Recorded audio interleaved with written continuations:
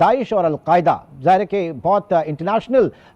Security کے حوالے سے بہت بڑا سیکیورٹی کنسرن ہے، تو اس میں امریکہ اور خطے کے جو دیگر ممالک ہیں، بالخصوص اگر چین اور روس کی بات کی جائے تو آپ سمجھ رہی ہیں کہ سب ایک سیم پیج کے اوپر پھر آئیں گے اور ان سے اس طرح سے نمٹا جا سکتا ہے ان پرٹیکولر جو اس وقت کی طالبان رجیم ہے ان سے نہ تو بات کی جا سکتی ہے، نہ ہی ان کے ساتھ کسی قسم کی نیگوسیشن ہو سکتی ہے، اور نہ ہی کوئی کرنا چاہتا ہے۔ اس میں ہمیں ریجن میں ایک نیٹ سیکیورٹی سٹیبلائزر کا رول دینے کے بعد اس ٹیررزم کا سپل اوور جو ہے وہ روکنے کی ذمہ داری ہمیں ان ریٹرن ایک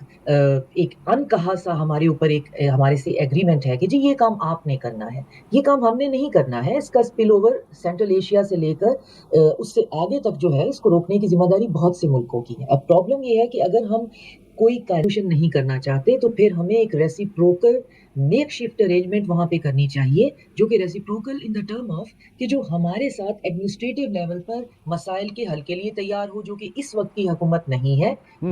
جو سو کالڈ رجیم ہے، اور اس کے اندر کیپیسٹی پولیٹیکل ول بھی نہیں ہے، کیونکہ انہوں نے دہشت گرد جو ہیں وہ اپنے باقاعدہ یو این کی رپورٹ میں کہ ان کے اندر موجود ہیں اور وہ ان کو فیسیلیٹیٹ کرتے ہیں، وہ دہشت گردی کے حملے کروا رہے ہیں۔ تو اس میں تو کوئی دو رائے نہیں ہے کہ ان سے بات نہیں ہو سکتی۔ ریجن کر یہ سکتا ہے کہ یہاں پر کوئی ایک ایسا سسٹم جو ہے، ٹیمپرری سسٹم جو ہے یہاں پہ بٹھایا جائے جو کہ بعد میں آل انکلوسیو گورنمنٹ بن جائے، لیکن ان سے بات نہیں ہو سکتی ہے۔ اور یہ خاص طور پہ سینٹرل ایشیا میں ان کے نیبرنگ کنٹریز کو، جو کہ ریسنٹلی جو ہے وہ تلمیز ڈائیلاگ ایک ہوا ہے دوحہ کے اندر، وہ اس سے پہلے بھی ہوا ہے، تو سینٹرل ایشین کچھ کنٹریز یہ خام خیالی میں مبتلا ہیں کہ افغانستان کے ساتھ ہم اس کو بزنس پرووائڈ کر کے تو ہم بہت بڑا کوئی کارنامہ کر لیں گے۔ یہ ہم پچھلے 40 سال سے کوشش کر رہے ہیں اس کی اکانومی کو سٹیبل کرنے کے لیے، لیکن یہ اکنامک ماڈل ان کا ماڈل ہے نہیں،